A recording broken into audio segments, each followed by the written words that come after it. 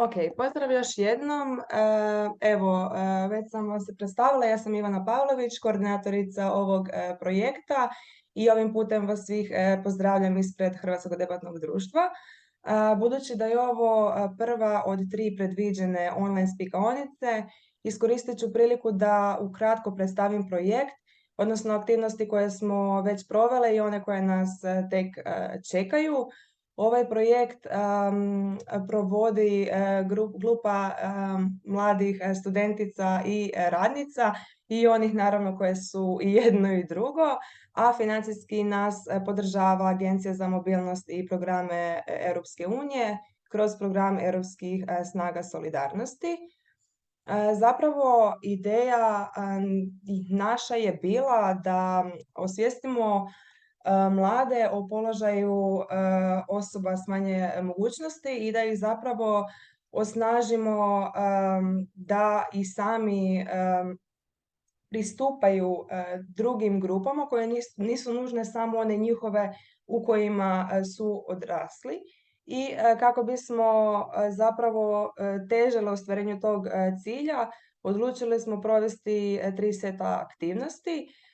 Prvi set aktivnosti bi bio onaj offline, odnosno radionice u školama koje su provele naše Maja i Ivona ili kako ih mi nazivamo seniorke našeg tima. One su do sad provele ukupno 6 interaktivnih radionica u Zagrebačkoj 12. gimnaziji u školi za grafiku, dizajn i medijsku produkciju. A uz njih su bile i naše juniorke Marta i Dora, koje su osim toga zadužene i za osmišljavanje mini kampanje na društvenim mrežama. Odlučili smo se da ovaj drugi set aktivnosti, kao što je ovaj danas, bude online kako bi bio dostupan većem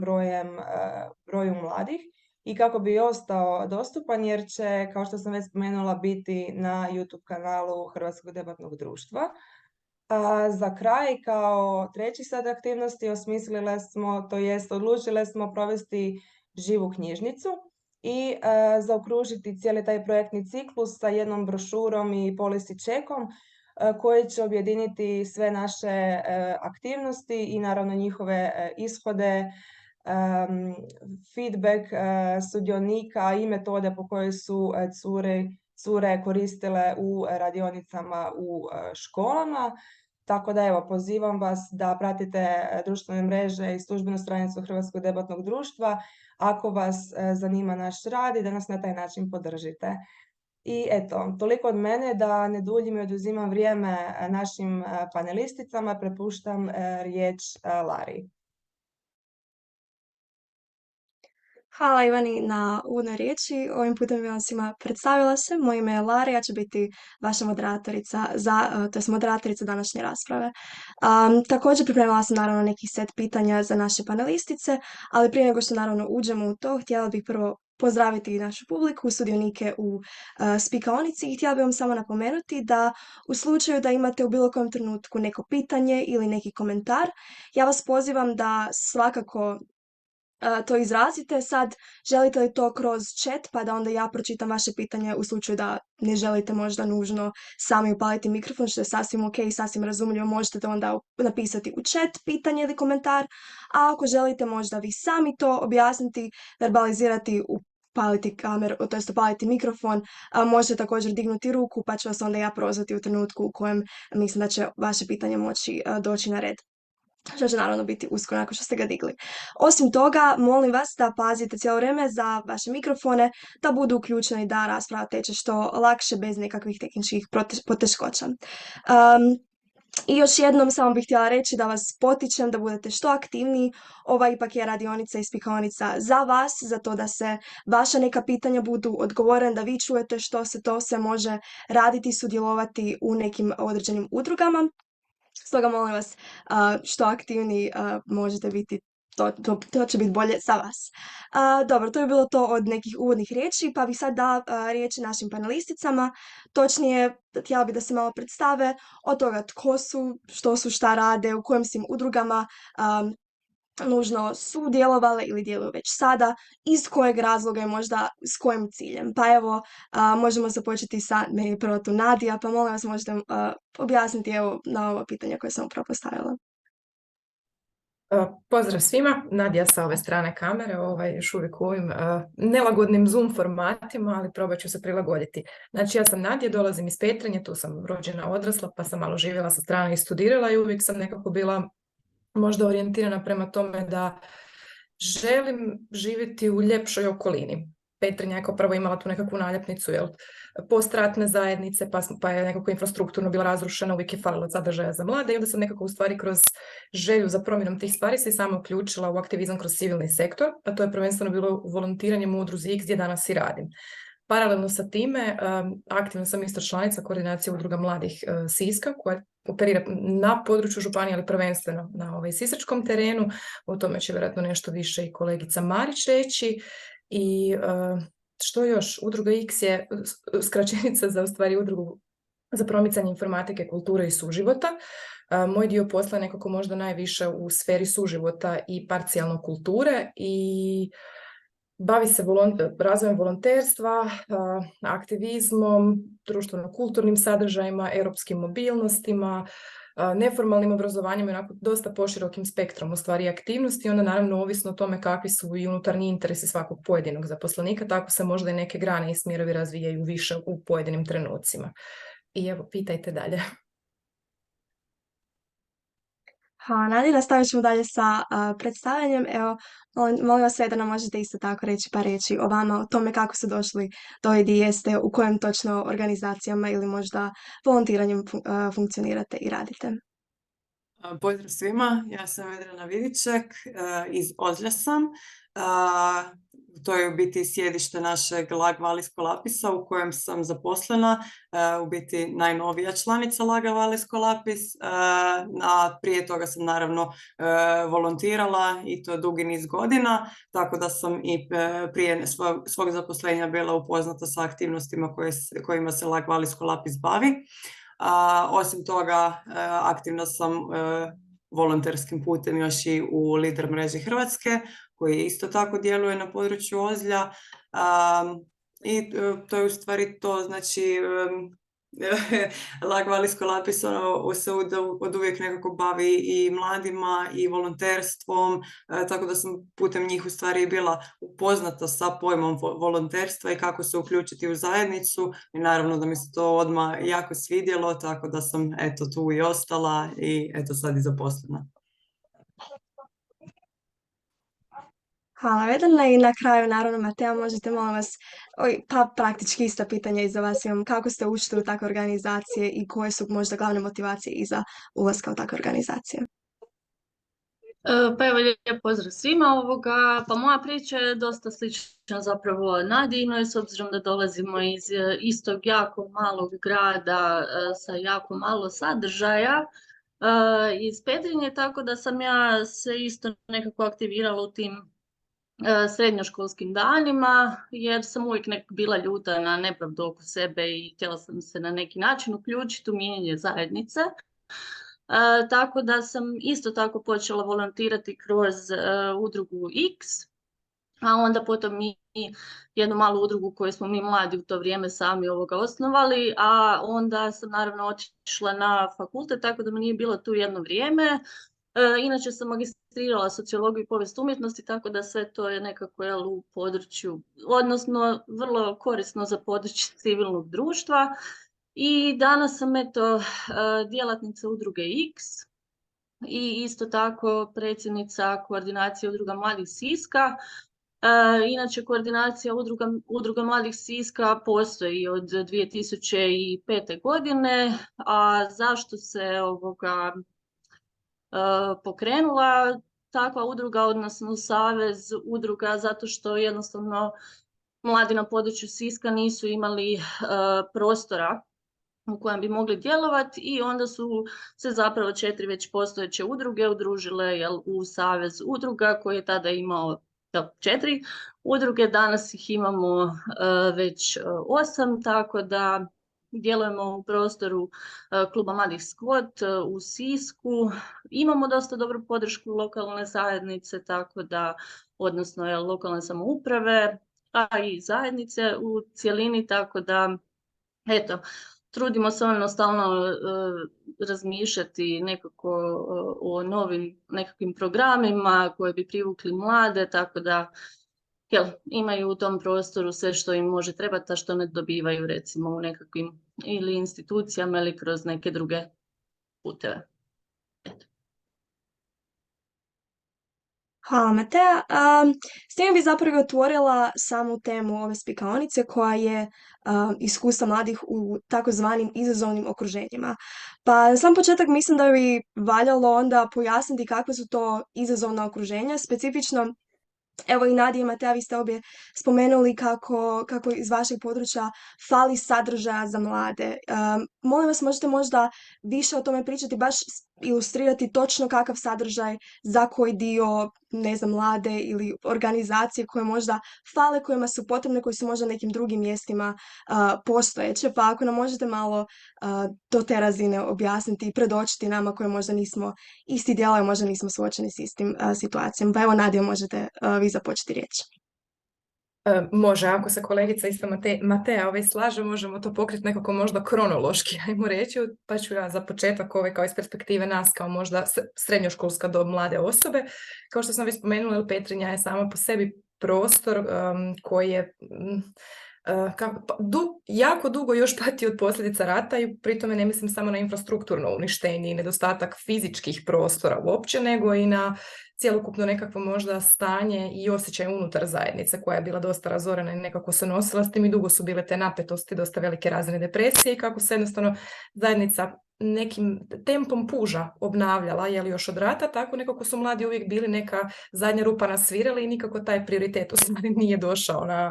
na tapetu, ajmo to tako reći. I sad kad se osvrnem, znači prvo smo imali to kao oporavljamo se te post nekako ratne zajednice, idemo pužavim tempom, nedostaje možda znanja, nedostaje kadra, nedostaje financija, nedostaje mogućnosti, možda je nedostajalo vizija i ideja od strane prvenstveno možda lokalne samouprave i tada ljudi koji su eventualno bili na nekoj poziciji moći da učine nekakvu vrstu promjene što se tiče samih mladih, to i nije toliko nedostajalo, međutim nije bilo sluha.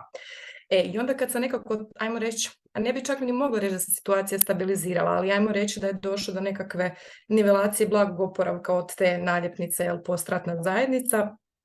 onda smo doživjeli ovaj val potresa koji je onda dodatno u stvari dotukao doslovno cjelokupnu zajednicu u apsolutno svim njenim dimenzijama, od čega bi ja definitivno istaknula. Mislim da uopće dođemo do nedostatka sadržaja, prvenstveno nedostatak infrastrukture, po time mislim kao nemamo povremeno ceste, nema vode, nema struje, nema fizičkih prostora koji mogu zaprimiti mlade, a i ti fizički prostori koji postoje, recimo javne određene površine tipa plac, koji je dugo vremena služio kao nekakvo neslužbeno okupljalište mladih, gdje različite ekipe se skupljaju, svako mjesto ima takvu neku lokaciju, nisu bile dobro primljene od strane isto tadašnjih vlasti, pa su mladi bili protjerivani, onda je to nekako uvijek bilo snalaženo. Znači, to je prva osnovna razina, ne postoji. A kad pričamo o sadržaju, počevši od kulture do obrazovanja, ne znam, cijeli spektar svih mogućnosti, nekako je to uvijek bilo nedostatno ili nategnuto ili u nekakvim mikrokapljicama i dosta često je problem bio i u stvari demotivacija samih mladih da se uključe možda u postojeće programe, ako ih je bilo, i to prvenstveno iz mog subjektivnog doživljaja radi neprimjerene možda terminologije između ostalog ili toga da se nije znalo ispravnim jezikom privući mlade. Sad to nastavit će, vjerujem i kolegica Matea, mi smo radili neka mapiranja potreba u sklopu nekoliko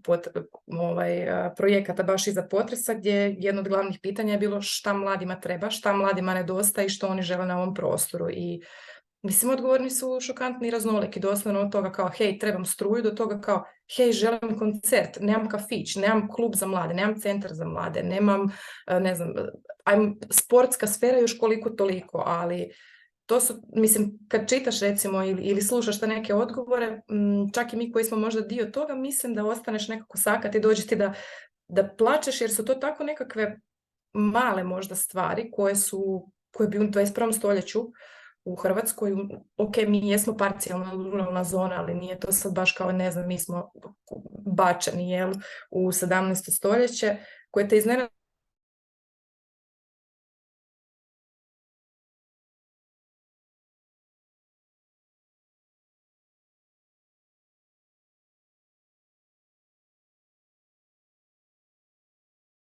Takav tip sadržaj. Pa da, evo ja se apsolutno kolegica Nadija do sad rekla. Da, nekako prije potresa je bilo takvo stanje, pogotovo u Petrinji. Petrinja nikad nije imala taj neki je imala u jednom trenutku kavez za kojeg se uspjela izboriti udruga X, ali to je trajalo, mislim, godinu dana, negdje otprilike, i onda naravno više opet nije bilo sluha za potrebe mladih, tako da i kad su se mladi borili za te neke napuštene prostore, imali smo mi i skvotiranu kožaru koja se koristila za indoor skate park jedno vrijeme i tako neke stvari, no međutim nikad to nije u biti uspjelo zaživjeti, ni jedna ta nekakva je mala inicijativa, zato što jednostavno nije bilo sluha. U Sisku je pak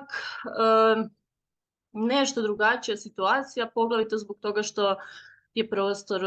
skvota zapravo idealan prostor za nekakve potrebe mladih, no međutim tamo je bio problem, znači dok u Petrinji nije bilo infrastrukture, nije bilo općenito nekakvog sadržaja, znači bio je taj plac na kojeg smo svi išli i to nam je bio vrh. A u Sisku pak, ok, bio je taj prostor, no međutim prostorom su upravljali mladi i u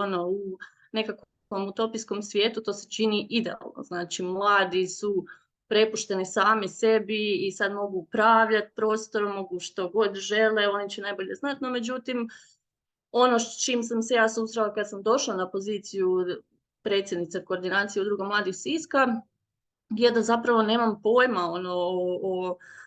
o vođenju udruge, znam otprilike znači nekakve osnove, ali sad na koji način pisati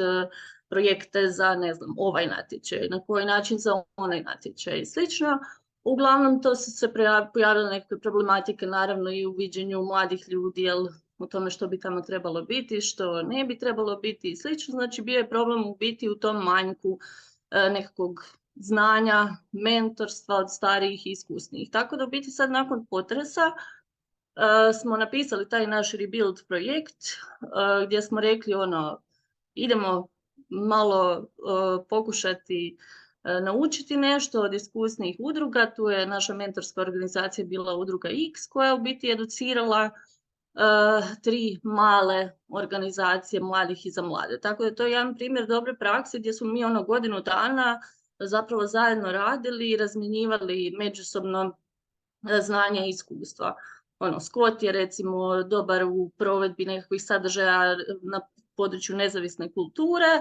što recimo smo onda mogli prenijeti nekakve resurse i znanje, informacije u X, a X je naravno,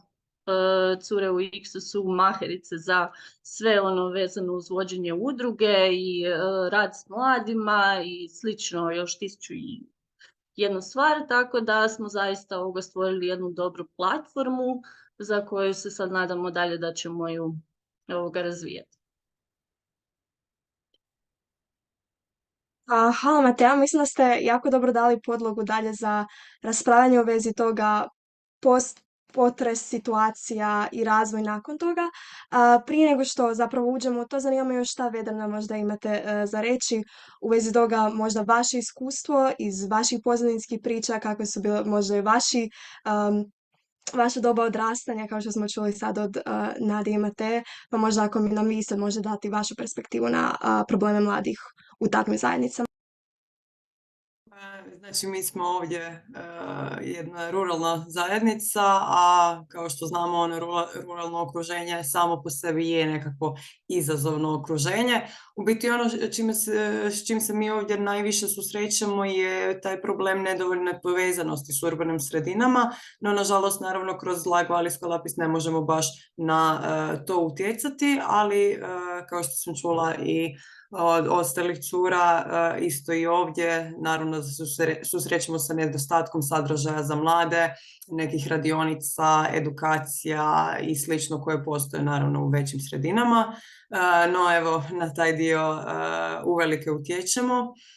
Organiziramo razne radionice, razne edukacije, te naravno trudimo se jako informirati ljude i utjecati na neko osvještavanje o različitostima, o mogućnostima i tako dalje.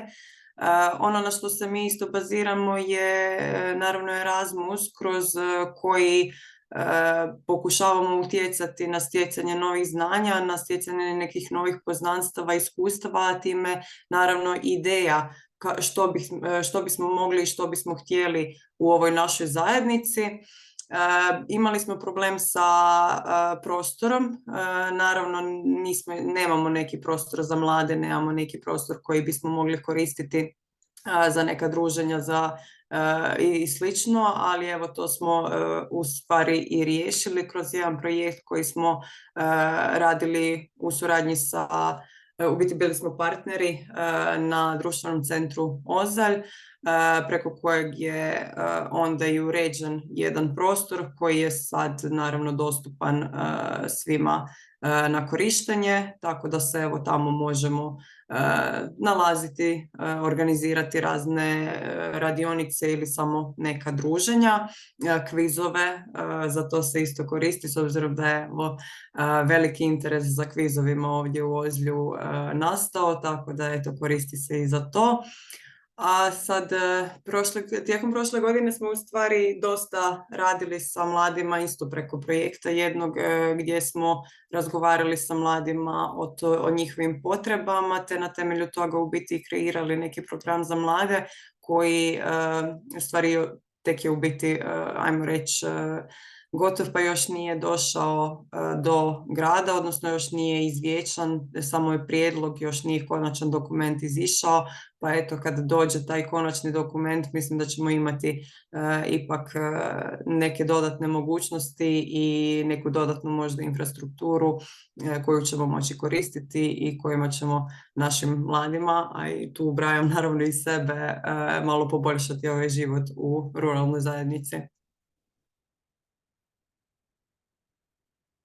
Hvala Vedrana. Drago mi je zapravo čuti da postoje, dakle, da ste dosta toga i radili od tih otvaranja kviza, pogotovo i slično, i nalaženja prostora. Što me zanima sad i što smo zapravo čuli i od Mateje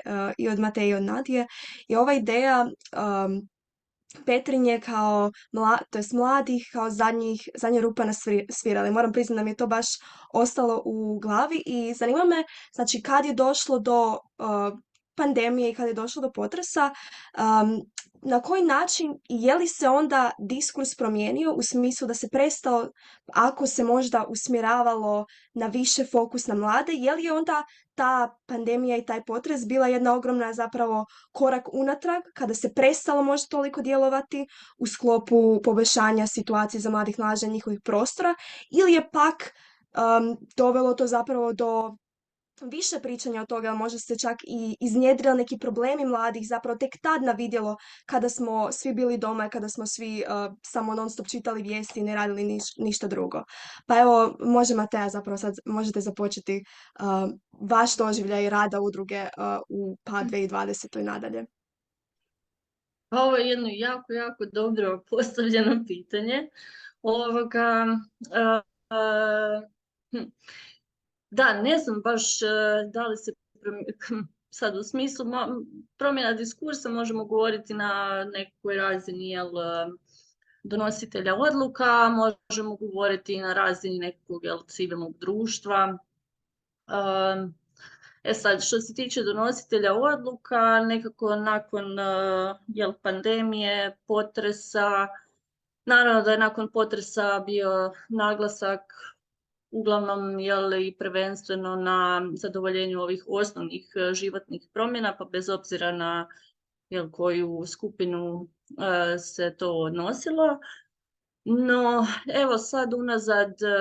nekih par mjeseci zapravo i unazad, pa možda i više, ali ja bih rekla da je recimo lokalna samouprava u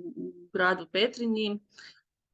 započela nekako govor o mladima time što je otvorila opet poziv za novi saziv, za priključenje novom sazivu Savjeta mladih grada Petrinje, tako da smo Nadija i ja tu članice, no međutim sad osim toga naravno sada slušamo u Petrinji o otvaranju nekakvog centra za mlade i slično, tako da je se kao diskurs u tom smislu nekako promijenio, jer da, kao što su i naša ta silna istraživanja koje smo proveli pokazala, zapravo većina zajednice smatra da bez mladih nema nikakve budućnosti, no isto tako većina ispitanika, odnosno sudionika iz tih istraživanja su naveli da mladi nemaju mogućnosti sad da oni tu postanu neki pretjerani utjecaj na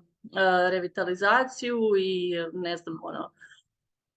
revitalizaciju zajednice zbog toga što jednostavno nemaju resursa, nemaju mogućnosti edukacije, nemaju uopće neku motivaciju, ajmo reći, da to oni budu. Tako da,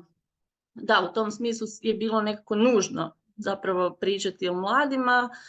na toj razini, no međutim ako pogledamo nekakvu praksu, opet nedostaje mladima dosta edukacije, s obzirom da ok, biti član Savjeta mladih, no teško je biti član Savjeta mladih ukoliko još uvijek nema te svijesti o tome što zapravo Savjet mladih znači za lokalnu samoupravu. I ajmo reći, dobro, u Petrinji se nekako možda lokalna samouprava malo više otvorila prema mladima i prema organizacijama koje djeluju odnosno rade sa mladima, dok u Sisku ja mislim da je taj nekako odnos puno bolji, barem što se tiče pristupačnosti lokalne samouprave mladima, tako da je taj Savjet mladih u Sisku nekako aktivniji i inače nekako je Sisak malo ipak napredniji i manje je stradao u potresu, tako da ima infrastrukture i ima prostora da se mladima omoguće neki drugi sadržaj. A što se tiče organizacija civilnog društva, mi smo se i u oba grada i ja bih rekla i šire, s obzirom da surađujemo i sa Kutinom i sa Glinom i slično, pa gotovo poprilično smo se okrenuli prema mladima, jer to stvarno je budućnost i to je ono što nas nekako, kada dođu te mlade osobe pune novih ideja, iako rijetko se dešava, ali s vremena na vrijeme dođe neka nova mlada osoba, onda nas to motivira i nekako gura dalje u toj nekakvoj zajednici koja je stvarno trenutno malo ovako teško je zapravo u njoj biti kada osvijestiš ono što se u biti oko tebe desilo. Pogotovo u Petrinji koja je apsolutno razrušena, tako da svaki taj tračak motivacije i nade i nekakvih novih stvari koje se nude ti bude nadu u bolju budućnost, pa se ja nadam da tako stvarno utječemo na nekakve pozitivne promjene. Tako da ne znam, mislim ja sam isto otišla sad, ne znam koliko sam uspjela jasno dočarati ono što mislim, ali vjerujem da će me kolegica Nadija nadopuniti. Pa mislim da je Mateja napravila dosta dobar presjek. Ja bih još samo možda istaknula kao baš to konkretno pitanje kao jesu li pandemija i sam potres možda utjecali na nekakve te kao promjene u diskursu, ovisi iz koje perspektive, ali nekako moj dojam je bio da je 2020. pa 2021. pa sve negdje do kraja 2022. ja bi to nazvala, ja ne znam, Armagedonom za mlade u Sisačko-moslavačkoj županiji. Ja ne znam kako bi ja to u stvari drugačije navela, jer pogotovo ovo prvotno zatvaranje u kući, znači socijalne veze su potpuno pukle. Nevjerovatno je da se od te 2,5 do 3 godine toliko mogao izmijeniti obrazac načina socijalizacije mladih ljudi. I to ne samo zbog neimanja tih fizičkih prostora, nego jednostavno taj generacijski gap se desio gdje nakon te 2 godine pandemije način na koji percipiramo jedni druge, kako se mladi, tipa srednjoškolska dob, druže, ophode, gdje idu, kako uopće komuniciraju jedni s drugima, tu mislim da je to nekako dosta nazadovalo i mislim da je to donijelo taj isto jedan gigantski val anksioznosti, neke vrste i socijalne i generalno sam sa sobom zbog i društvenih mreža i digitalizacije, opterećenost, online škola, ali tu bi svakako recimo istaknuo neke pozitivne primjere gdje, na primjer, Srednja škola Petrinja, ne mogu reći da nisam vidjela da imaju ideje, korake, želje i pomake u poboljšanju kvalitete recimo života svojih učenika, gdje su se dosta možda i uštekali obzirom na svoju situaciju, što više isto projekata, da se napravi što više sadržaja i da se pruži potpora mladima, jer imali smo u odnosu znači prije potresa, poslije potresa, na primjer samo broj učenika koji je upisao srednju školu ili koji se vratio u razrede je drastično pao. I tu se vidi isto taj, ajmo reći, element degradacije, ne znam kako bi to drugačije uopće nazvala. Tako da skoro 3 godine mladi kao da apsolutno nigdje nisu postojali, niti su se spominjali osim na tim mikrorazinama tipa civilnog sektora koje isto nije bilo sustavno, nego je se radilo više o pojedinačnim nekakvim slučajima ili dobroj volji malog broja organizacija koji se povezivaju i htio ponuditi neku vrstu sadržaja, pa si onda opet bio ograničen infrastrukturom, resursima i tako dalje, ali nekako ne želim završiti u negativnom tonu i stvarno bih rekla da 2023. možda ovako na mini mikro krilcima i percima donosi kao nekakvu mogućnost poboljšanja gdje kao uopće postoji taj termin, ti mladi, to su te neke male čudnovate životinjice koje kao postoji, možda bi ipak nešto s njima mogli i možda su bitni i tu na višestrukim razinama, možda čak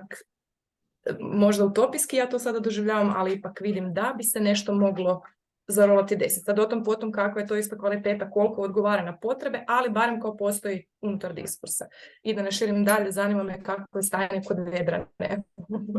u Ozlju. Pa u stvari, evo, ja čak nisam baš nešto bila u tom razdoblju ovdje u Ozlju, baš sam bila na fakultetu tada, tako da sam bila u Zadru, ali znam da nisu se baš mladi spominjali pretjerano, no isto tako je baš u to neko vrijeme počinjao taj projekt društvenog centra Ozelj, tako da u biti udruga je djelovala od doma, odnosno u početku su se baš te aktivnosti redovno odgađale, pa su se onda nakon nekog vremena počele odvijati online preko Zooma, isto je ovo što smo mi danas. I tu u biti nije baš bilo nekih većih problema za ispunjavanje određenih pokazatelja, znači bilo je i mladih, bilo je i zainteresiranih, vjerujem da zbog toga i što smo svi bili zatvoreni doma, pa onda najlakše je bilo priključiti se online negdje, ali naravno uvijek je bilo tu nekih tehničkih problema i tako, u početku naravno baš zbog tog prebacivanja u to neko online okruženje gdje smo svi bili malo zbunjeni, ali u stvari da se dotaknemo onog što se odražavalo uživo, jer bilo je i toga, u biti problemi su se tu javljali oko veličine prostora najviše. Nije baš da imamo ne znam kako veliki prostora, znamo da se tada u biti određivao broj sudionika prema veličini prostora, tako da u biti u našem prostoru je moglo biti samo 5 ljudi. A s druge strane, opet, nekad je bilo stvarno teško pronaći i tih 5 ljudi koji su htjeli doći, jer se naravno zbog straha od korone i svega odaziv jako smanjio, tako da mislim da je tu to online okruženje u stvari bilo baš dobro ljudima, ali da, to je što se tiče naše udruge, ali ovako negdje da sam čula nešto da su se mladi spominjali i nisu. Što se tiče ovih problema kao posljedično tom lockdownu i pandemiji cijela, mislim da mi još nismo ni dovoljno svjesni ni iskusili još te probleme, zato što mislim da se oni najviše tiču nekog mentalnog zdravlja koje je nekima došlo odmah, nekima je došlo malo kasnije, a nekima će tek doći. Tako da, a i ne samo mentalno zdravlje svih mladih, nego i mentalno zdravlje malo starijih ljudi i svih, tako da mislim da nas je sve to malo pogodilo i da će nam te izgubljene godine puno značiti, odnosno nekako da će nam faliti. Lagvali Skolapis isto tako surađuje puno sa školama, pa je u biti tu isto bio problem, zato što škole kako su se prebacile na online izgubile su taj dio suradnje sa udrugama odnosno sa OCD-ovima, pa onda mislim da im je tu falilo nekih sadržaja. A eto, na sve načine se ono koliko god da se trudiš, opet naravno da nije idealno u takvim situacijama, ali mislim da je moglo biti puno gore, tako da je okej. Redo, hvala. Zanima me sad dalje, pričali ste dosta o tome kako mladi su em bili anksiozni, em nisu imali mogućnosti nalaženja u smislu bivanja na jednom mjestu, pa onda sudjelovanja unutar udruge. Zanima me sad kako dalje, znači sad 2023. razvoj dalje događaja, koliko zapravo imate mladih unutar udruge? Mislim da ste i spomenuli to kako mlade osobe jedva kad dolaze do tih udruga, pa me sad zanima koliko u stvari imate mladih u udrugama i kako ti mladi ako dolaze do vaših udruga, na koji način oni zapravo saznaju za te udruge. Pa evo, Nadija, možete evo vi započeti na pitanje. Ja ću sad ispast filozof, ali kao ono kad pitaš naš koliko mladih imate u udrugama, ja se sad vrtim isto 5 različitih perspektivi. Mladih koji su u vodstvu udruge, mladih koji su kontinuirani volonteri na svakodnevnoj razini koji dolaze nešto napraviti, bave se radom unutar udruge. Mladih koji su korisnici aktivnosti koje udruga radi, neovisno o tome rade li ih mladi ili neko drugi za mlade, pa sad to su sve nekako možda raznolike brojke, ja bih rekla. Što se tiče toga, nama je tipa, sad gledam isto paralelno kao koordinacija, Udruga mladih Siska je paralelno X. Ajmo reći da u X-u što se tiče recimo, ajmo to nazvati upravljačke strukture, to je zaposlenika, većinom jesmo mladi tim, imamo u stvari direktoricu i financijsku administratoricu koji su nam 40+, svi mi drugi još uvijek, ja mislim da spadamo u kategoriju mladih i svi smo all female team, tako da ako ima muškaraca koji su zainteresirani za razvoj karijere u civilnom sektoru, molim vas javite nam se, htjeli bismo poraditi na gender balansu. Što se tiče mladih koji su aktivni kao volonteri, udruga se dosta isto bavi europskim snagama solidarnosti i internshipovima unutar civilnog sektora, tako da što se tiče kreiranja samih sadržaja nekako na internacionalnoj razini u svakom trenutku imamo između 2 do 6 mladih koji su na takvom tipu programa i koji cirkuliraju, proizvode i uče. Što se tiče lokalnih mladih, imali smo ogroman problem, ne znam uopće kako to nazvati u stvari, kako smo izgubili prostor, kako se desio potres, kako ljudi žive u kontejnerima, kako trenutno i mi operiramo iz nekog ja ne znam kako bi to uopće, privremeni u stvari modularni objekt, to ovako baš lijepo zvuči, kad uđeš unutra mi smo se potrudili da to otprilike liči na nešto, ali dalje ne možeš izbjeći da se nalaziš u centru grada usred svih tih ruševina, gdje dugo vremena nismo mogli recimo uopće hostati aktivnosti zato što koridori doći do nas nisu bili sigurni, zato na primjer vrtički klinci nisu mogli dolaziti, nije moglo biti direktne suradnje sa srednjim školama, osnovnim školama jer su i oni bili bez prostora i to je bilo jako napeto, a potrebna je određena vrsta kulture, osjećaja dobrodošlice i pripadanja da bi ti na svakodnevnoj razini imao tipa drop-in jutro gdje znamo da prostor postoji, on je otvoren i mladi mogu doći. Tako da smo sad opet u procesu kao stvaranja te neke možda nove zajednice mladih koji nisu direktno uključeni, znači kroz aktivnosti jer mi neko rekao da moraju biti ili zato što je u sklopu, ne znam, bilo njihovog školskog ili slobodnog vremena. Ali tu uvijek isto cirkulira, ajmo reći, kontinuiranih nekih kako bi rekla, 3 do 5 osobe koje se izmjenjuju u ovoj možda fazi. Što se tiče korisnika aktivnosti, to onda opet također varira kakav je tip aktivnosti, ko organizira, gdje organizira. To može biti raspon od, ne znam, da na edukaciju koju radimo u slobodno vrijeme dođe od 3 do 40 ljudi ili konferenciju. Znači to zaista isto i mi sad testiramo šta pali, koje vrijeme, koji su možda ti nekakvi sadržaji interesantni, temeljimo to na ovim mapiranjima. Dok je, na primjer, to je možda neki kao ne baš tako kratki samo ispreke, vi mene spriječite kad ja krenem a kad bi povukla možda paralelu sa Siskom, tu je pak neka možda isto skroz drugačija situacija i sa brojkama, pa evo kao da imate i damo neki prostor, evo ja sam sad pokrila Petrinju, pa Mateja, slobodno molim te pokri Sisak. Da, pa što se tiče Siska i koordinacije udruga mladih Siska, znači tu sad imamo situaciju da imamo dakle 8 udruga mladih i za mlade. I te udruge naravno biraju onda svoje predstavnike u tijela upravljanja savezom. I svi zapravo uključeni u tijela upravljanja savezom su osobe, mlade osobe, znači 30 i dolje. Sad, što jedino osim našeg nadzornog odbora, oni su nešto malo stariji, nekih 35+, i oni su tu da nam uskoče kad nam malo zapnu. Sad što se tiče samih udruga, znači članstvo u koordinacije, naravno mogu biti članice isključivo pravne osobe, isključivo udruge. mladih i za mlade, tako da mi tu imamo od nekakvih skatera, znači oni su okupljeni u udruzi Kištra. Međutim, njih baš nema toliko, s obzirom da su svi po nekakvim faksevima, sezonama i slično. Onda imamo udrugu SK-Line, recimo oni su nešto malo aktivniji, one se bave hodanjem po onim gurtnama, žongliranjem i slično, tako da, ali međutim njih ima jedno 5. Što se tiče ostalih nekakvih udruga, Kult.com nam je malo iskusnija, imamo, ne znam, udrugu Alternacija, gdje smo isto ove kolegice i ja aktivne, tako da tamo imamo zapravo nekih 10-ak ljudi koji rade i na nekom osmišljavanju i kreiranju sadržaja od buvljaka, nekakvih slušaonica i slično, ali imamo i naše volontere koji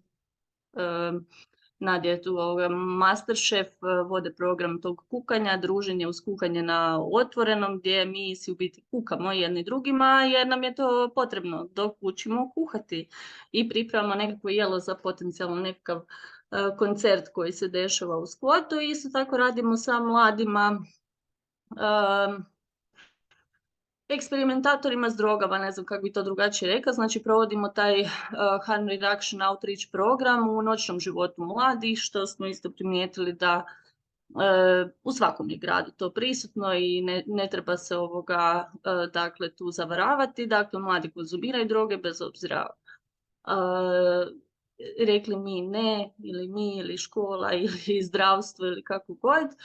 A nekako nakon potresa je to bio problem kojeg smo odlučili malo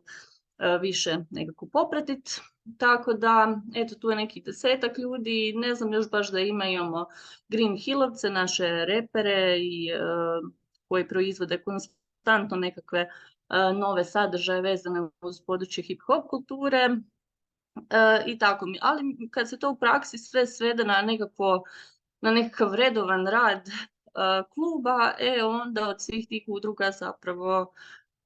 nema baš previše mladih koji su voljni tu provoditi sadržaj preko tjedna. No, međutim, sad radimo na tome, imamo jedan projektić koji provodimo u skvotu da bi testirali taj nekakav program, odnosno da bi testirali koliko zapravo možemo prilagoditi i pripremiti nekakvih mogućnosti za mlade da se oni osjete pozvanima da sudjeluju u radu kluba Skvot.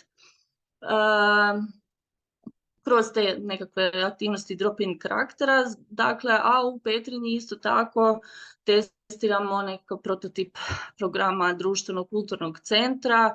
kroz različite edukacije vezane uz tehničku produkciju koncerata i nekakvih raznih aktivnosti, dizajna, osmišljavanja dizajna, DJing i slično, do recimo sad nam baš ovaj mjesec kreće online fanzine koji će okupiti sve mlade sa područja Sisačko-moslavačke županije koji će biti pozvani da šalju svoje tekstove, jer mislimo da možda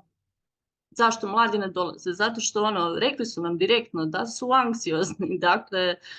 anksiozni su ako idu u razred, ne znam, sa još 20 ljudi, oni su najčešće jedini koji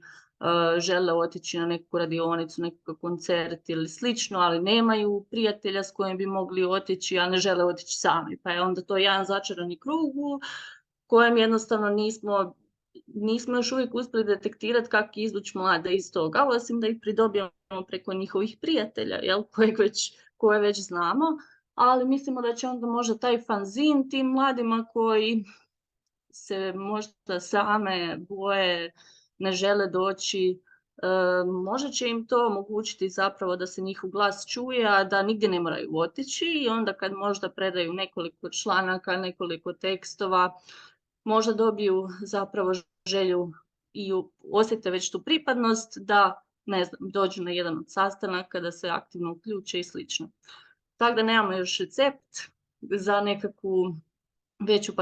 participativnost mladih, ali nastojimo gurati neke stvari koje smo vidjeli da funkcioniraju, pa se nadam da ćemo kroz par mjeseci imati neke bolje savjete. Evo, prije nego što, hvala, prije nego što dam Vedrani riječ, htjela bih samo reći da je ovo jako lijep i jako dobar trenutak kojem evo naši mladi ovdje bi možda mogli dati neki komentar ili primjer, prijedlog kako bi oni možda bili privučeni sudjelovati u ovakvoj nekoj udruzi. Tako da evo, potičem sve koji nas slušaju da možda napišete neki komentar ili nešto slično, neki prijedlog, pa da pročitam dalje, pa da možemo o tom raspraviti. Dok vi to pišete, Vedrana, htjela bih vas onda isto tako pitati kako je zapravo zastupljenost mladih u vašoj udruzi i kako, imate li problema sa mladima, treba li ih u smislu zastupljenosti, ne kao takvih, te treba li ih možda više privući i na koji način možda ih privlačite? Pa, ja bih rekla da mi imamo sigurno jedno 6 ljudi, volontera koji su aktivni kroz naše neko cijelo djelovanje i uvijek su uključeni o čemu god se neki projekt radi, neka aktivnost, edukacija ili bilo šta. Uvijek su tu i uvijek možeš računati na to da će oni doći i to je stvarno jako lijepo imati. Ali sve ostalo u biti mislim da varira i o temi i o području kojeg pokrivamo. S obzirom da Lag Valijsko Lapis onako pokriva jedno jako, jako veliko područje, a kao što sam spomenula, mislim samo i Jozelj pokriva jedno veliko područje, možda ne toliko brojčano koliko geografski. Tako da spomenula sam na početku da uvijek imamo taj problem sa tom povezanošću, pa onda možda kao opravdavamo i taj nedostatak ljudi i time, ali u stvari uvijek kad dođeš negdje uvijek će ti doći netko, na primjer, dođemo u jedan kraj, uvijek dobiš neke nove ljude. Makar ti ljudi iz tog, na primjer, kraja neće doći u Ozalj, ili zbog daljine ili zbog nezainteresiranosti, nisam točno sigurna, ali uvijek kao gdje god da dođemo imamo ljude, ali uvijek u biti imamo i problem s njima, odnosno sa nedostatkom, krivo sam se malo izrazila, pardon. Naravno da bismo mi htjeli da što više ljudi da je uključeno i stvarno radimo uvijek na tome i oglašavamo se putem raznih kanala i uvijek pitamo što bi htjeli, kako bi htjeli, kojim putem se oglašavati da bi privukli nove ljude. Ali evo, još nismo baš uspjeli, isto kao što su cure rekle, ni mi nemamo baš neki recepti, uvijek je nekako ta borba s time, ali bitno nam je nekako da uvijek imamo s nekim raditi i da je jedan čovjek, gledajte, i to je dovoljno vrijedno da nastavimo sa svojim djelatnostima i da ih provedemo do kraja. Tako da eto, mislim, naravno uvijek se možemo žaliti, ali u ovakvim ruralnim sredinama i ovaj broj koji imamo, makar to bilo 6 stalnih, pa možda 1, 2, 3, ovisi kako ih povuku, jer naravno, kao što su i cure rekle, najlakše sa prijateljima ih uvlačiti, uvijek je dobro da ih imamo i uvijek imamo tu neku brojku s kojima možemo raditi, tako da eto, to je to. Naravno, sa školama nema nikad problema, zato što škole, naravno da uvijek učenici vole te neke izvan nastavne aktivnosti, pogotovo ako su naravno u vrijeme školskih aktivnosti, tako da tu nikad nema problema, uvijek je puno zainteresiranih i sve škole su jako zainteresirane i uvijek su spremne za suradnju, tako da tu je stvarno super, jedino je to ovako mladih,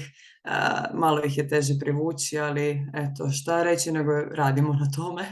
A ako netko nađe neki recept, molim vas, molim vas, podijelite. Evo, još komentara nismo dobili, možda će doći, ima još možda vremena. Sada bih htjela zapravo stvarnuti još zadnji dio ove spihonice, pitati u vezi kako vi vidite onda šta mladi najčešće onda u takvim situacijama rade. Jer najviše što mi zapravo čujemo iz tih ruralnih područja je uvijek priča o iseljavanju, uvijek je priča o tome da mladi odlaze van zato što im nije dano toliko sadržaja. Pa me zanima, zapravo mislim da je glupo pitati vas kako to komentirate, a mislim da ćemo složiti da je to zapravo možda ili tužno ili žalosno što na kraju ipak je situacija takva da moraju otići. Što mene zanima je više šta mislite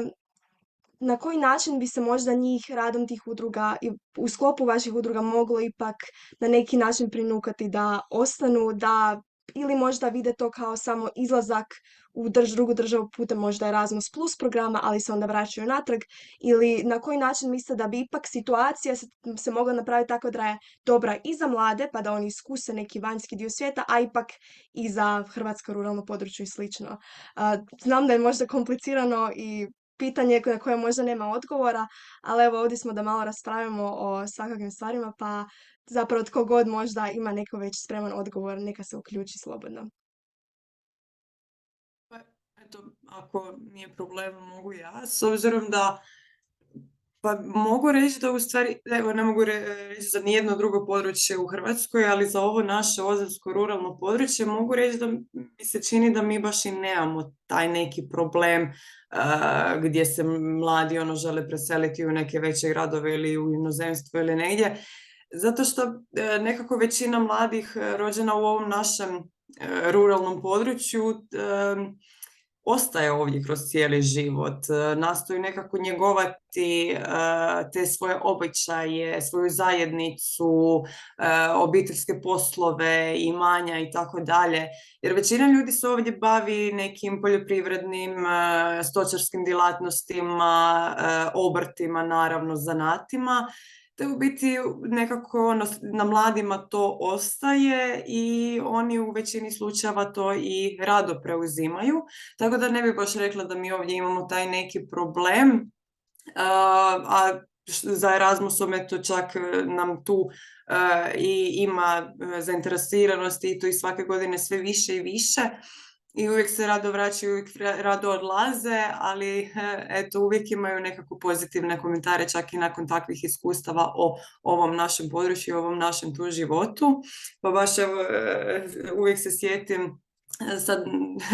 u više navrata sam takve komentare dobila, sad ovo najsvježiji je bio baš evo na području ovdje Kamanja, općine Kamanje, gdje smo ih pitali kako vide taj svoj kraj i jel bi htjeli možda negdje drugdje probati, to niti jedna osoba, bilo ih je na toj radionici, ja mislim da 9, nije rekla da bi to htjela. Svi su u biti jako zaljubljeni u taj stil života, u opuštenost, u povezanost i svi oni u biti jesu ili na nekom studiju ili su bili na nekom studiju u nekom većem gradu i u stvari uvijek kažu kao da se njima to sviđa na tako par godina otići, iskusiti, živjeti taj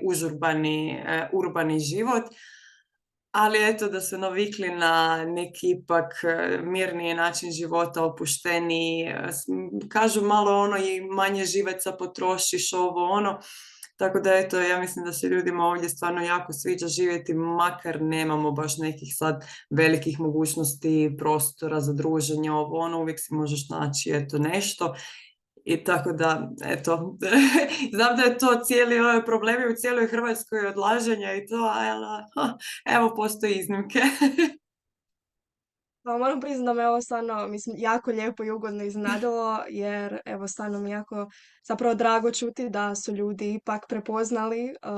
da i u takvim situacijama, da nisu tako strašne i da zapravo su jako lijepo živjeti u takvim situacijama i takvim sredinama. Zanima me je li je možda isti takav mentalitet i u Sisku i u Petrinji ili se možda pak razlikuje, evo, Matea, kako je vidite mentalitet mladih u vezi iseljavanja i Erasmus programa, na kojem kod području želite, Petrinji ili Sisku? Pa mislim da mladi isto tako koliko smo mi dobili zapravo inputa, sudjelovali u tim našim istraživanjima, pa ja mislim da sad sve ukupno nekih 600-tinjak čak osoba u ta 3 navrata što smo mapirali potrebe. Dakle, mislim da također nemaju nekakvu sad u velikom postotku želju otići iz zajednice, već davali smo im pitanja zapravo neka zatvorenog tipa, da malo vidimo kako oni doživljaju različite stvari, što im predstavlja problem, što ne, bla, bla, bla. Ali dali smo im i mogućnost za dosta opširnih odgovora gdje su nam neki ostavili po, ne znam, jednu stranicu u Wordu teksta, što valjda ja nikad nisam doživjela na nijednoj anketi, niti sam nažalost takva bila prema nečim drugim anketama, tako da to me jako, jako iznenadilo, što govori, ja mislim, u prilog tome da su mladi jednostavno ljuti na situaciju kakva je, no međutim ljuti su zašto? Zato što vole tu svoju zajednicu, vole to svoje okruženje i zapravo vide nekakvu bolju budućnost. To smo ih isto pitali, vide li bolju budućnost ovog kraja? Da, vide, ali sa dodatnim komentarima da naravno treba promijeniti 600.000 stvari i načina na koji se radi u lokalnim zajednicama, ali da, u konačnici da, ovo je nekakav jako lijepi kraj i mi smo isto tako kad smo imali te ljetne kampove sa udrugom Mix, sa recimo osnovnoškolcima, jako puno njih je zapravo izrazilo želju za ostajanjem. Ja mislim isto tako da niti jedna osoba nije rekla da želi otići iz ovog kraja, već želi ostati u svom mjestu i želi dalje ili pomoći sa obiteljskim nekakvim poslom ili se želi obrazovati i nešto promijeniti u svojoj zajednici. Tako da, isto tako kako sam radila u srednjim školama, taman netom prije potresa i nakon potresa, prvi nekakav sat na kojem smo se susreli preko Zooma, kad su još ti potresi i taj strah, to mi je baš ostalo u sjećanju, da nisam znala kako sad pristupiti. Predajem sociologiju i politiku i što će sad biti prva nekakva stvar koju ćemo raditi na tom prvom satu nakon potresa. I jednostavno sam smatrala da je dobro da im dam neki zadatak gdje oni mogu osvijestiti kako nema veze što se dogodio taj potres. Idemo vidjeti ta naša Banija ima nekakvu bolju budućnost, tako da je njih, ne znam, u 3 škole sam predavala, jako puno ih je predalo zadaću, nisu morali, ali vizija bolje budućnosti ovog kraja gdje su stvarno jako, jako, jako puno pisali o tome kako bi željeli tu ostati no, međutim, da se treba malo, naše lokalne zajednice se trebaju orijentirati prema nekakvim suvremenim društvenim nekakvim težnjama i na neki način, poboljšati kvalitetu života svih ljudi u zajednici, pa tako i mladih. To je zapravo lijepa i pozitivna poruka da ipak mladi neće odustati, nisu spremni samo pustiti sve od kud su došli i otići, nego ostati i pa boriti se i unatoč tome što su ljuti svemu tome. Nadi, još neki možda komentar u vezi toga kako vidite, kako mladi vide svoju budućnost, nešto što biste htjeli nadodati? Pa ne želim sada ove pozitivne nizove ja zatvoriti, pa u stvari možda više je neka observacija vezana na primjer za Erasmus.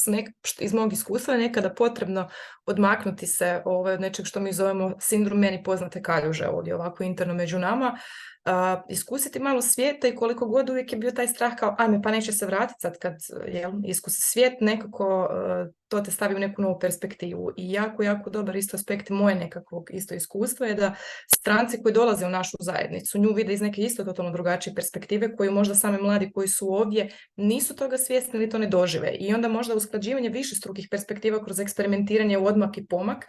može samo biti pozitivno i samo bi u stvari zaključila da u stvari da, jedno je želja, mislim da želja postoji, a drugo, to je to htjenje, a drugo je mogućnost i korijenska frustracija ako se to ne da ostvariti. Mislim da ključna stvar i od strane udruga i lokalne samouprave i generalno na našoj razini treba biti suport kod infrastrukture stambenog zbrinjavanja, mogućnost zapošljavanja, jer to su kao egzistencijalna pitanja. Onda kad su riješena egzistencijalna pitanja, onda ti možeš stvarati čuda i kreirati divne svjetove. Ali samo znači određeni sustavni, kvalitetni programi usmjereni na rješavanje barem jednog malog dijelića ta 3 problema, mislim da su ultra prosperitet i permakultura, iskorištavanje beautiful nature koje imamo ovdje svih resursa i mogućnosti i brži tempo. koliko god bizarno zvučalo, svi vole jako, jako sport tempo i on je lijep za život, ali brži tempo pomaka u zajednici mislim da može kao jedini možda da taj neki ono flow, mladi ostaju i mladi se vraćaju. Evo, to je možda neki moj sum up. Hvala. Evo, zadnji trenutak, zadnji mogućnost našoj publici i sudionicima možda da kažu ipak neki komentar, možda se sjete nekog načina koji ćemo privući mlade u udruge. Slobodno pišite još, evo, zadnja prilika. Što bi ja htjela reći je da mi je stvarno bilo jako iznimno ugodno čuti vaše iskustva, vaše organizacije i rad vaših udruga. Stvarno, mislim da mi je dosta otvorilo oči kao jednoj osobi koja ipak nije toliko u tome. Sad bih vas samo pozvala ako želite nekakvu zadnju poruku,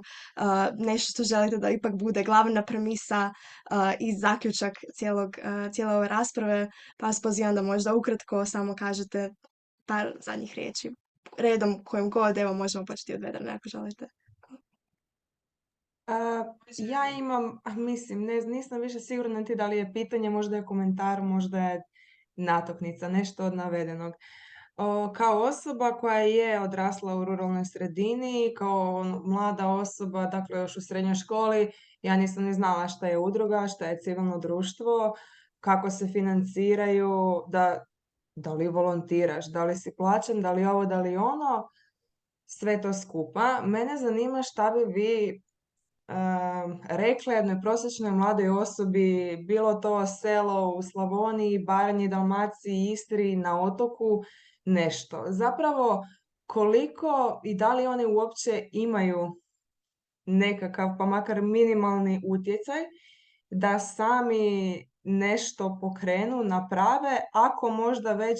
lokalna samouprava nije toliko, kako bi rekla, ne postoji proaktivnost sa te strane. Evo, toliko. I još nešto, budući da imamo dosta ovdje nastavnika u publici, možda bi isto zamolila da nam kažete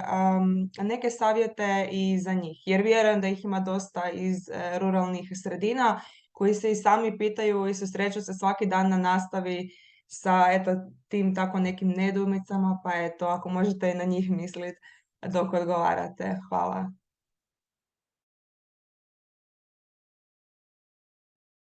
Evo, Vedrana, možete vi onda slobodno. Izvolite. Sad, na vaše, Lara, ili na Ivanino? Ne, naravno na Ivanino na ova zadnja Jasno, pitanja. jasno. Znači, Pa eto, ja mislim da je stvarno moguće. Naravno, ono kao pojedincu ti je jako teško, ali sa bilo kakvom idejom, bilo to vezano za neki događaj, bilo to vezano za neku promjenu tipa toliko malo da se radi o, ne znam, košu za smeće tamo gdje svaki dan prolaziš, a nema ga. Mislim da sa bilo kakvom idejom mladi ili bilo koje životne dobi može doći u udrugu i može se kroz udrugu, kroz bilo kakve aktivnosti uvijek nekako potaknuti na rad prema tome. Čak i ako lokalna samouprava možda i nije toliko pristupačna, ja mislim da su udruge uvijek te koje su pristupačne, uvijek te koje će poslušati, koje će probati razumjeti, ako ne iz prve, iz druge, iz treće, nije bitno, i zajednički raditi za to, zato što to u biti je bit, mislim. Pogotovo evo kod nas, naš lag Valijsko Lapi, znači mi jesmo, u stvari mi se temeljimo na tom pristupu odozdo prema gore, odnosno na tom poticanju sudjelovanja javnosti u donošenju i provođenju svih lokalnih razvojnih politika, te također na tom pružanju potpore svim lokalnim razvojnim dionicima u cilju njihovog razvoja i u cilju njihove samoodrživosti. Tako da to nam je u opisu djelatnosti, to nam je u opisu našeg posla i to je ono što volimo raditi i želimo raditi, tako da naravno da bih htjela da svi sa svojim idejama dolaze, jer to mi je cilj, da čujemo vas, da nismo uvijek mi ti koji predlažemo, koji osmišljavamo, koji zovemo, nazivamo, pitamo želite li, nego da u biti evo, konačno netko dođe do nas i kaže mi bi htjeli to. Naravno, može. Hvala. Evo, Mateja, Nadija, koliko udruga ima snage i par savjeta nastavnicima? Izvolite.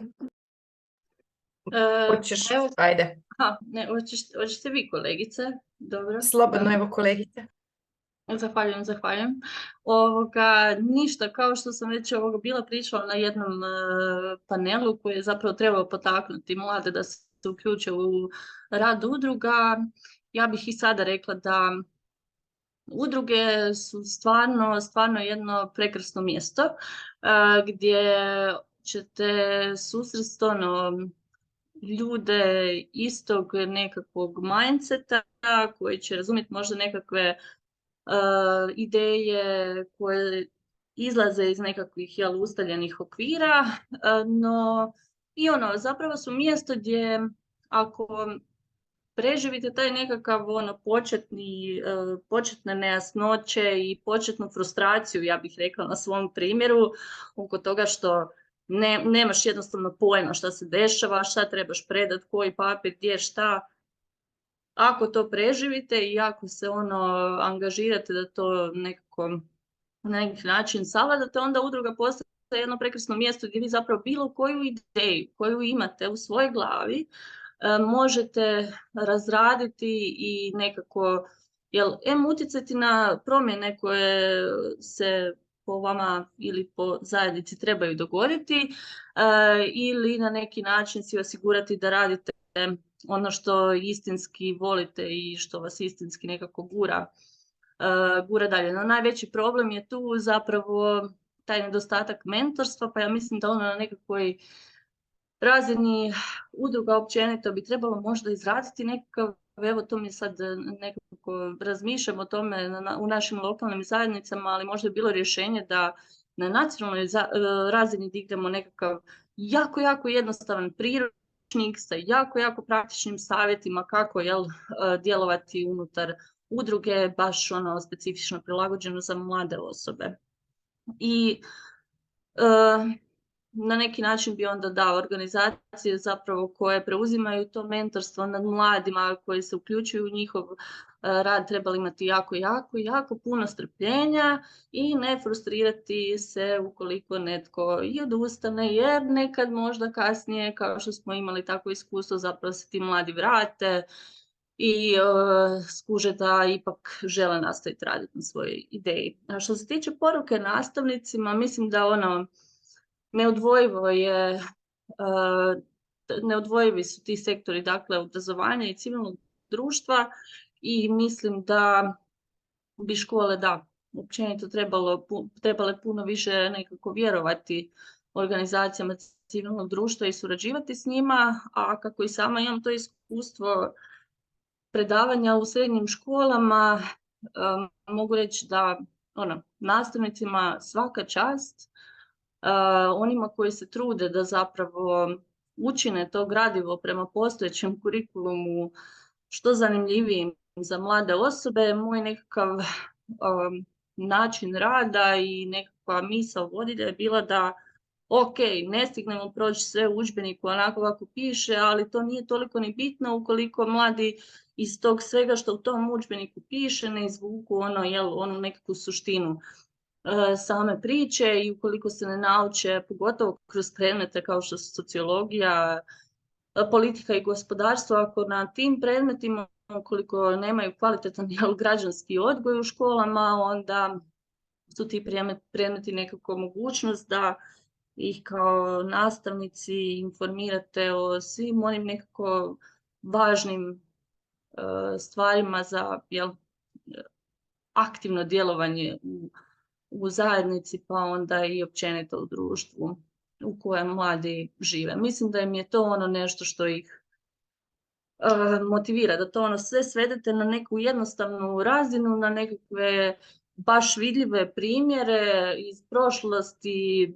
bliže dalje nemam pojma i na taj neki način se oni povežu s raznim stvarima, tako da sam imala ono učenika koji nikad čuli za punk nisu, ali su oni sad odjednom punkeri kad smo obrađivali subkulture, jer to je nekakav kao način, u tome su prepoznali način na koji se mogu pobuniti protiv sistema, tako da može to biti jako zanimljivo, a mada je, znam, jako teško, ali eto, držim fige nastavnicima da se uspiju izboriti sa sustavom i da uspiju nekako provući ono što žele do naših mladih. Hvala. Nadija, nešto želite nadodati? Evo, ja ću kao šećer na kraju to kao skroz pojednostaviti i odgovor na Ivanino prvo pitanje što reći u stvari mladima koji su zbunjeni. Moj osobni pristup je da ako to prepoznam bilo gdje u prostoru, obično im kažem, aj dođi kao idući tjedan ako imaš tad vremena da popijemo kavu ili čaj i da se upoznamo i da mi kažeš u stvari šta te zanima, šta te smeta, da vidimo šta ti možemo ponuditi i da vidiš postoji li išta što te zanima od toga što mi radimo, da se želiš uključiti, ali doslovno taj bazični kao prvi, ok, ajmo ostvariti kontakt i da vidiš uopće šta se tu dešava, ko su ljudi iza toga i onda lagano dođe do toga što njih možda zanima, šta već postoji, a šta možemo skupa učiniti i ako su mlađe skupine, tipa ok, odmah idemo na to šta su male možda neformalne inicijative, zašto postoje projekti solidarnosti i tako neke mikro možda mogućnosti da se probije led ako postoji interes. To je kao baš jako plain sum up. A što se tiče profesora, mislim da tu svaka čast vama ekipa i ne mogu uopće zamisliti koliko teško mora biti raditi u tako ograničenom sustavu, tako da moj savjet vama bi bio, udruge nekad možda imaju više takvog prostora i ako prepoznate tipa pojedince ili grupacije u svojim razredima kojima vi ne možete posvetiti to vrijeme da eventualno malo prosperiraju ili se aktiviraju, informirajte se o kvalitetnim udrugama ili pojedincima koji unutar njih djeluju u svojoj zajednici i usmjerite svoje učenike, bilo da odu u slobodno vrijeme ili kroz uvođenje tamo gdje postoji mogućnost više možda community engaged learninga, gdje kroz možda više nekog uključivanja i terenski rad ili posjete ili neka zanimljiva gostovanja, ne čisto tipa suhoparne neke aktivnosti koje su project based, pa sad to ti si došao na sat odraditi, nego taj mikro mali entuzijazam, usmjeravanje pojedinca i umreženost sa udrugama, mislim da može tako krpati rupe jednog i drugog sustava zajedno. Evo, to bi bilo to. Hvala vam svima, ne znam jeste vi preživjeli sva naša verbaliziranja danas, nadam se da jeste i evo ja sad ovdje mašem. Hvala Nadija. Ima li još možda nekih pitanja od bilo koga ovdje koji je prisutan? U redu, shvatit ću to kao, ako ima slobodno sada recite, ne znam ako možda niste stigli doći do mikrofona, ali ok, pretpostavit ću da je ovo. U redu, hvala vam onda svima još jednom na stvarno ugodnoj atmosferi i lijepoj raspravi. Ako imate nekih završnih riječi, završnih misli, možete ih podijeliti sada s nama. Evo, spa Matea, Vedrana, ako želite možda još nešto reći, neku sumirati, neku vašu glavnu poruku koju imate kako za mlade, tako i za sudjelovanje udruga. Sad je vrijeme.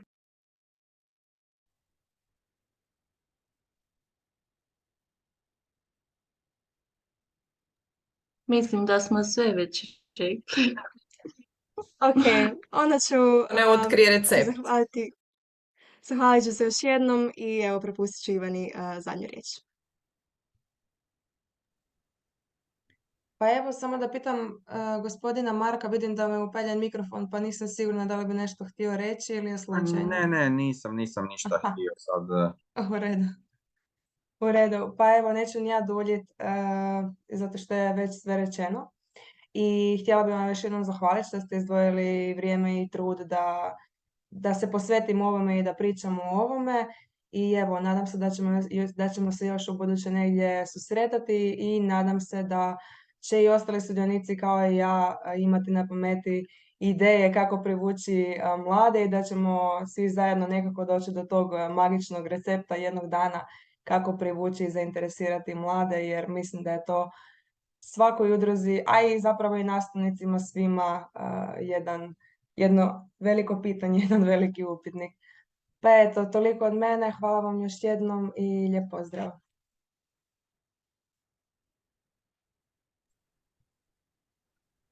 Hvala i vama,